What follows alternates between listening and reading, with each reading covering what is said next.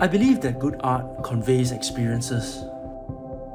It is like watching a good film or witnessing an incredible installation at a museum. You feel goosebumps in that very moment.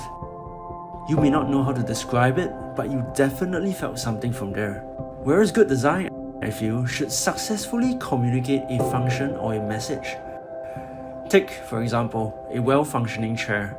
It looks good, but it should sit well too. In our practice, we tend to combine what makes good art into the design that we create. We recognize that in design, there are boundaries, but we make it feel like these boundaries never existed at all.